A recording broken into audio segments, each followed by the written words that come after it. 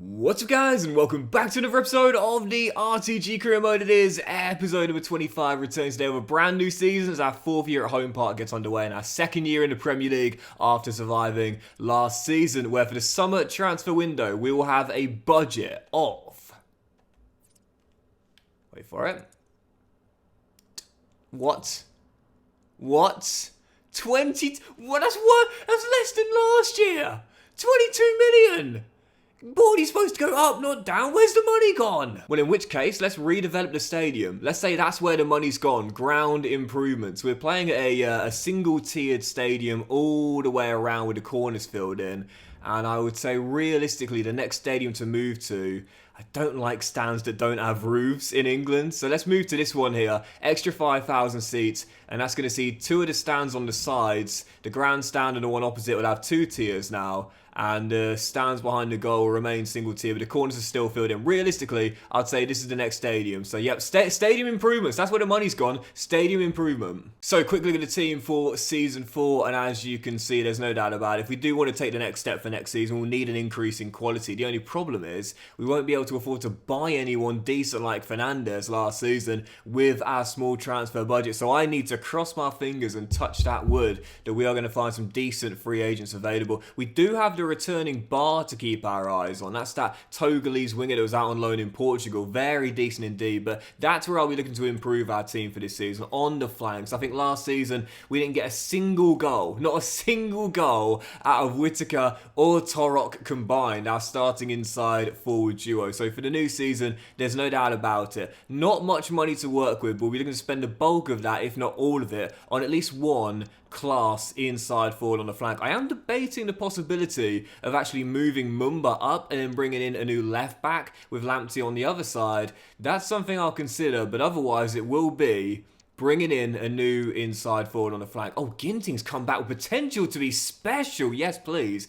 But yeah, it's a decent team. We survived last season with a few games to go. We can do it again this season, but again, I want to take the next step this year. And as you see the players, their deals that come to the end of the year, you've got Isaka, Leach, Jakab, Bar, Horvath, and Torok as well. Well, of course, Torok's going to get a new deal whilst he had a really, really tough season last year. His first in the Premier League, not a single goal all year long. I am going to give him a new deal, and I think I'm going to loan him out as well. Only up to 68 overall. His growth has been slow, and I think he needs some first-team football elsewhere to develop. I'm going to give one to Finley Leach. That's that young centre-half. He's come back from Sunderland, 70 overall, and looks really good at just 18 years old. Of course, Bar is going to get a new deal. He looks like the best academy prospect we've had, up to 75 overall at just 18 after his 2 years on loan at Portugal. But as for Isaka, he was out of the Plymouth Academy. Might give him a new deal, I'll see. Jakab and also Horvath as well.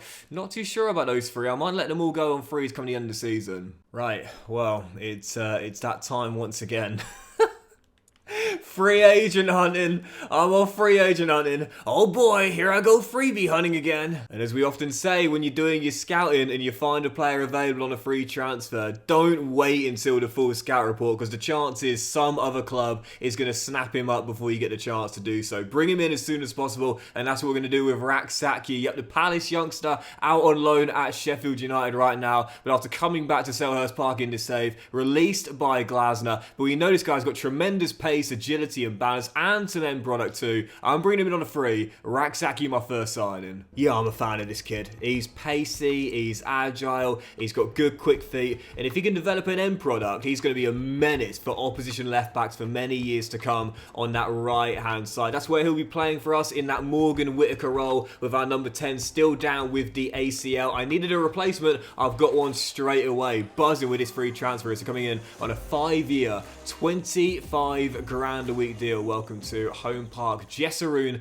Raksaki. And again, at 24 years old, 2 years younger than Whittaker, 2 ratings lower. But you look at the stats here, similar sort of player. Similar sort of player, you know, really, really quick, excellent agility and balance. Such an underrated stat on an inside forward. But technically as well, really good. Really, really good. Those stats keep on going up gradually, and he's going to be an amazing left-footed finisher on that right-hand side. Day 2, already got my replacement for Morgan Whittaker through the door. That's a perfect start to the window. And after we discussed the possibility of replacing Connor Hazard in the summer transfer window of a new goalkeeper for the new season, I was 50-50 towards the back end of last year. Replace or stick with him for one more year. I think I made my mind up now, because after Salernitana were relegated last season to the Serie B, there's a goalkeeper that's moved there that's far too good for the second tier of Italian football. And he's a goalkeeper Plymouth fans will know well because he came through the academy before moving on to Sheffield United. And Blades fans will tell you this. He is a phenomenal young shot stopper who's great with his feet as well. If he ever wants to play for England, he's got to be playing top level football. And if he returns home to Home Park, he'll get it here as our number one once again. It's Michael Cooper. Let's bring him back. Yeah, I could certainly see him playing for England one day, no doubt about that. He's a great young goalkeeper. And again, obviously with goalkeepers tending to peak towards their later 20s to their early 30s, Cooper's prime years are about to start now. And if we can get him for a round valuation... Okay. Well, that wasn't... That wasn't what I was expecting. Guys, you were relegated last season. Come on, at least negotiate. Well, they can walk out of negotiations, but he's not staying in Salerno. No way. I'm bringing him back. I'm bringing him back. And I'm bringing in my second signing on a free agent next up as well. Jason Knight, released by Bristol City. This dude's got tons of energy and a really great technical player as well. I can't believe he's been released, man. This is a solid player. I remember when he first came through at Derby and I thought, wow, this is a serious young talent. Excellent technical ability, but also legs for days and runs his socks off. Rams fans were gutted to lose him, but after moving on to Bristol City, I don't think it'll be long before he's playing Premier League football with the Robins or elsewhere. And in this save, after being released at Ashton Gate, he's coming to Plymouth. So welcome to Home Park on a 5-year, 30 grand a week deal. Jason Knight, yeah, massive fan. In his prime right now in the mid-20s, 76 overall and still getting better. And with that 90 stamina, you know I absolutely love it. With great technical ability too, and still improving. This is a brilliant pickup on a free transfer. Not for the first time, and it won't be for the last. I'm buzzing with this signing. So just sorted a couple of bits out off camera. Randall signed a new 1-year extension for a massive wage increase, but I needed to do it, man, because he's on a crucial squad role, and he's not going to play that often now. We've brought in Jason Knight as well. We're overloaded at CM, so to keep him happy, had to give him a wage increase for a reduced squad role. And also Ginting has gone out and loaded to the Dens. We'll keep our eyes on him there at Millwall for a year with that potential to be special. And now I'm bringing Cooper in. Lost the scout report, but I'm not losing out on him. I'm bringing him in. Oh, I'm getting him. Believe me, I am getting him, man. Make no mistake about it. I could offer them Connor Hazard, to be fair, because obviously Hazard now isn't going to start. But would he want to drop down to the Serie B? I mean, I think he's good enough to be a top flight goalkeeper, but yeah, I'll just offer them 10 mil since they walked out at 8 mil, which I'm surprised about. And what did you want? Why would you walk out initially? 8 million, it's 2 million, guys. It's not that insulting. They bluffed me, Salernitana. They absolutely did me in. They probably would have accepted 8 million initially, but they thought, nah, Docksy boy's desperate. Let's make him overpay, and I did by 2 million, but I don't mind one bit. 'Cause he was my number one target to be our new number one, but he's not really new, is he? He's coming home to Home Park. Yet welcome back on a 5-year, 10 grand a week deal, Michael Cooper. And again, 27 years old, so in the prime of his career right now, only getting better. I think I can get this guy into the low 80s with enough game time. We'll be happy being our new number one. And again, the kicking is great, playing out from the back with 83 as well, plus the far throw play style too. Buzzing with that, my new number one in. So as our budget drops to £7 million, and we just loaned out Finley Leach to Almeria for a couple of years, so we'll keep our eyes on him there in Spain. I think we might be done for signings, you know. Not a lot of money to work with now, not really much we can do with that to improve the quality of the first 11, and to be fair, depth was previously an issue. I wouldn't say it is now. So I think that might be us done for the window, you know. Maybe one more signing, but I'm ready to kick on. I'm ready to start the season. And as the first of the month is here, a brief look at our academy where I'm going to release Verbeek, who doesn't look quite as good. I often do a gap year in my career modes where I take a year off youth scouting to clear the backlog of the academy when we're close to full capacity. I might possibly give 1 or 2 pro deals out to a couple of these youngsters here, but I think we'll do one more year of scouting this season, and then possibly next year do a gap year. So where are we sending the scouts this year? Well, of course, one is going to England, looking for those homegrown talents in and around Devon and Cornwall.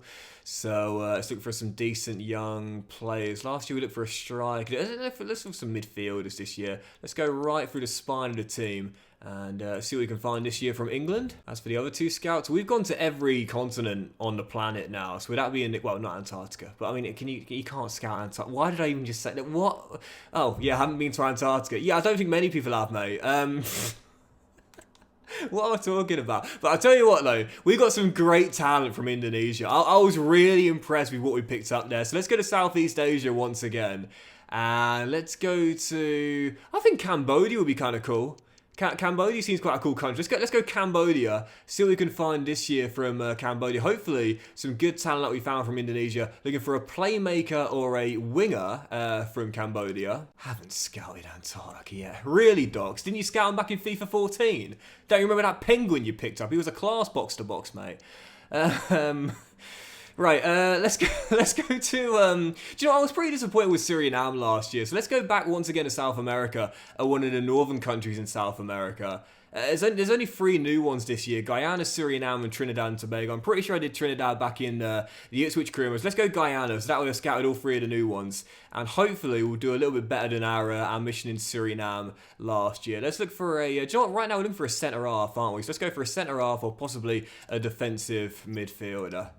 Dear oh dear. Right, so there we go. 3 nations being scouted. England, Guyana, and Cambodia. Let's see what we get. And I'm actually going to promote a couple of players in the academy to clear the backlog here as well. But I am going to release Ruben Mercado with that 78 to 84 potential. And you might look at that and think, hang on a second, Docksy boy, that's a really good potential. Why are you releasing him? Well, it's just because with youth players, as I said before, you can afford to be incredibly selective. Because look at these talents here, man. I always say, look for the creme de la creme. Because you're going to find them year after year. So you can afford to be incredibly selective. So let's go ahead and promote Yuwono, another great Indonesian talent. This young striker who looks probably the best of the bunch, Tommy Stevens as well. And where's that centre half I like? There he is, Sam Brooks, 86 to 92 potential. Let's promote him as well. And I'm going to put them all on the loan list and try and get them loaned out. Yep, just managed to loan out Yuwono to Willem in the Netherlands whilst I'm also negotiating loan deals for our other young talents as well. But let's play our first game of the season and we'll end on this newly promoted Burnley coming to home park, where I will give a debut to that Togolese winger returning from Portugal, Robert Barr. He looks really special and has the potential to be special as well, and hopefully get off to a winning start and a bit better than last season where we went 0 from 5 in our first 5 games. First game, the Clarets coming to Devon.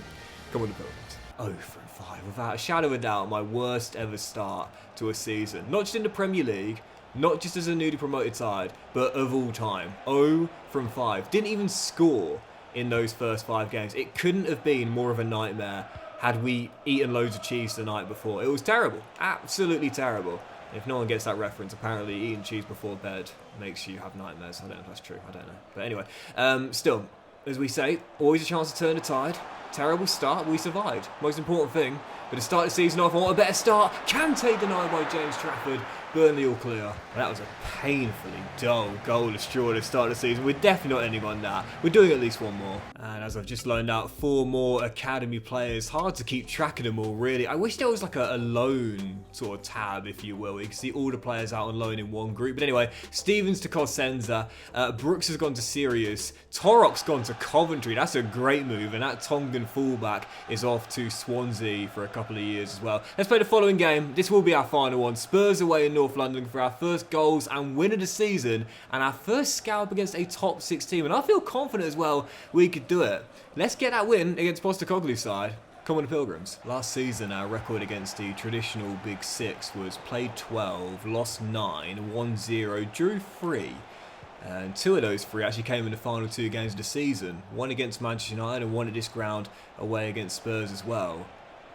You know, I was reading an article recently about how like the Big 6 is no longer really a thing in the Premier League of what we've seen in recent years with the emergence of Newcastle and Aston Villa, and now we're seeing with the teams like Bournemouth and Nottingham Forest right now pushing for it, and I agree, and I think it's good for the league as well. I think it's really good as Kante is rolled through by Davey for the opening goal, and Spurs fall behind 8 in courtesy of the man who I think now is going to be our club captain officially. Ibrahim with the finish, Plymouth in front, and 9 minutes in, we stun North London silent. It's always funny when like you're trying to run away to celebrate and your player gets like stuck in the net or against the goalkeeper or something, you know.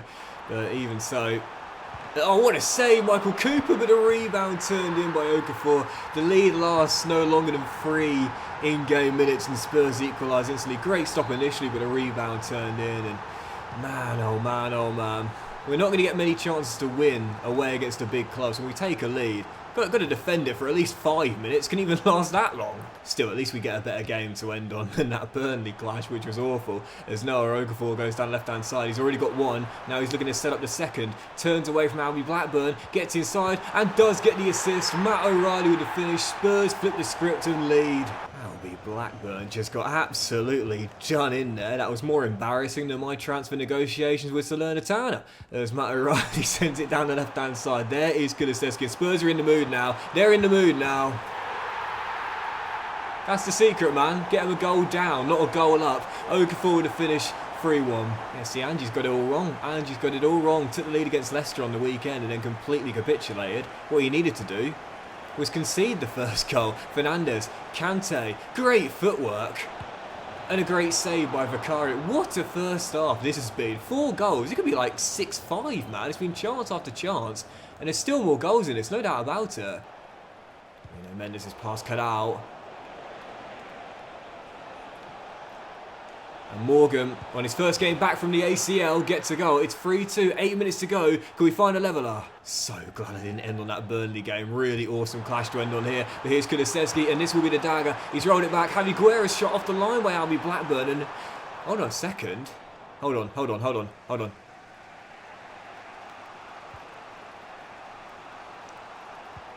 Oh, no. It's just too short. Oh. Blackburn off the line, quick chance for a breakaway, ballsed it up, and that is going to do it. It will be a win for Spurs on match day 2. And oh, ref! That was a wonderful little triangle move. Let it go. Let it go. Positives, if no points, on match day 2, but a tough start to the season. 1 point taken for a possible 6, already a loss on the board as well, and proof right there. We might have made 3 new signings, but this is still going to be a very difficult second season in the Premier League for Plymouth. Have a great day, guys. Much love to you all, and I'll see you for next very soon. Well, we still might make a new signing with 2 weeks to go in the transfer window of £8 million on the budget. The EFL Cup second round against Bolton Wanderers, and more games in the Premier League. Looking for our first win in the league this season very soon.